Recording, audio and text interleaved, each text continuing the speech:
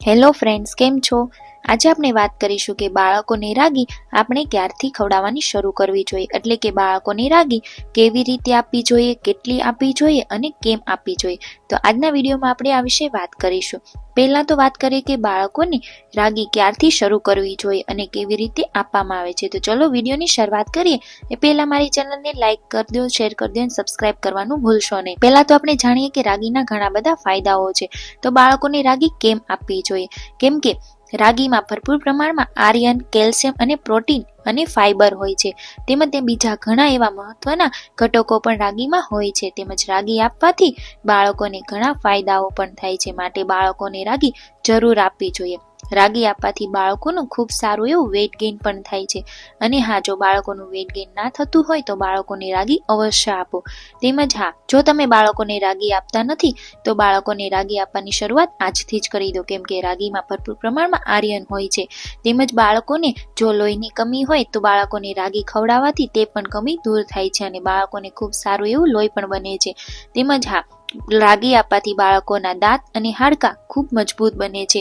રાગી આપવાથી બેબીને ખૂબ સારી એવી ઊંઘ પણ આવે છે. તેમજ રાગી એક ભારે ખોરાક છે. તે આપવાથી બાળકોનું પેટ ખૂબ સારી રીતે ભરાઈ જાય છે અને લાંબા સમય સુધી બાળક ભૂખ્યું પણ નથી થતું.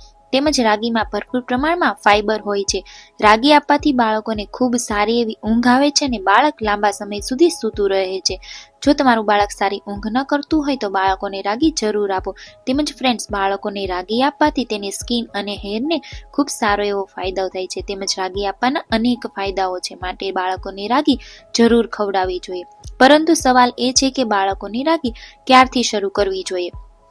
જો તમારું બાળક 6 મહિનાનું થઈ ગયું હોય અને તમે તેને સોલિડ ફૂડ આપવાનું શરૂ કરી દીધું હોય તો શરૂઆતમાં વેજીટેબલ પ્યુરી, ફ્રૂટ્સ પ્યુરી આપો. તેના 10-20 દિવસ પછી તમે બાળકોને રાગી પણ આપી શકો છો. પરંતુ હા, શરૂઆતમાં બાળકોને રાગી 1 થી 1.5 ચમચી જેટલી જ આપવી જોઈએ. બાળકોને રાગી ખૂબ ઓછી આપવી જોઈએ શરૂઆતમાં. કેમ કે બાળકોને થોડું થોડું કરીને આપવું જોઈએ, પછી ધીમે ધીમે રાગીની વધારતી જવી જોઈએ. એક સાથે બાળકોને વધુ રાગી ના ખવડાવવી જોઈએ. 6 મહિના પછી બાળકોને રાગી કેવી રીતે આપવી જોઈએ? પહેલા તો 2 ગ્લાસ જેટલું પાણી લઈ તેની અંદર 1 ચમચી જેટલો રાગી પાવડર નાખી તેને ખૂબ સારી રીતે મિક્સ કરી દો. એટલે કે તેની અંદર ગાંઠો ના રહે તે રીતે મિક્સ કરી તેને 4 થી 5 મિનિટ સુધી ખૂબ સારી રીતે પકાવો અને ખૂબ સારી રીતે પાકી જાય પછી બેબીને તમે ખવડાવી શકો છો. પરંતુ તેમાં થોડું પાણીનું કન્ટેન્ટ વધારે રાખવાનું છે. કેમ કે 6 મહિનાના બાળકને લિક્વિડ ફોર્મમાં વધુ આપવું જોઈએ. અને હા, જો તમે રાગીની અંદર દૂધ એડ કરવા માંગતા હોય તો તમે તેને ફોર્મ્યુલા મિલ્ક અથવા તો મધર મિલ્ક પણ એડ કરી શકો છો. તેમજ જો બાળક 8 થી 10 મહિનાનું થઈ જાય પછી તમે તેને ઈડલી અને ઢોસા બનાવીને પણ આપી શકો છો, જે બેબી આસાનીથી ખાઈ પણ લેશે અને તેને ખૂબ ભાવશે પણ. જો બાળક 1 વર્ષથી મોટું છે તો તમે તેને ઘઉંની અંદર રાગીનો પાવડર મિક્સ કરીને તેને પરાઠા અથવા તો રોટલી બનાવીને પણ આપી શકો છો, જે બાળકો માટે ખૂબ જ હિતકારક છે. તેમજ બાળક 2 થી 3 વર્ષનું થઈ ગયું છે તો તમે તેને રાગીના બિસ્કિટ બનાવીને આપી શકો છો. તેમજ કોઈ પણ રાગીની આઈટમ બનાવીને પણ બાળકોને આપી શકો છો.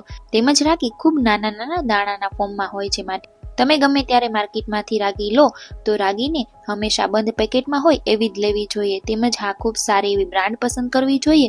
તેમજ રાગીનો લોટ પણ બજારમાં મળે છે. જો તમે રાગીનો લોટ લો તો પણ તે ખૂબ બંધ પેકેટમાં હોય તેવો જ લેવો જોઈએ અને હંમેશા ઓર્ગેનિક લોટ પસંદ કરવો જોઈએ. તેમજ હા, ખાસ વસ્તુઓનું ધ્યાન રાખવું જોઈએ. એક રાગી ઠંડો ખોરાક કહેવાય છે. માટે જો બાળકોને શરદી, ઉધરસ અને તાવ હોય તો આટલા સમય માટે બાળકોને રાગી ના આપવી જોઈએ. પરંતુ જો બાળકોને રાગી આપ્યા પછી કોઈ એલર્જી દેખાય, સ્કિન પર કોઈ રેશિશ દેખાય, વોમિટિંગ થાય, લૂઝ મોશન થાય તો બાળકોને રાગી આપવાનું તરત બંધ કરી દેવું જોઈએ. તેમજ તમે બાળકોના ડોક્ટરની પણ સલાહ લઈ શકો છો. આવા જ નવા વિડીયો જોવા માટે મારી ચેનલને લાઈક કરો, શેર કરો અને સબસ્ક્રાઇબ કરવાનું ભૂલશો નહીં. Thank you.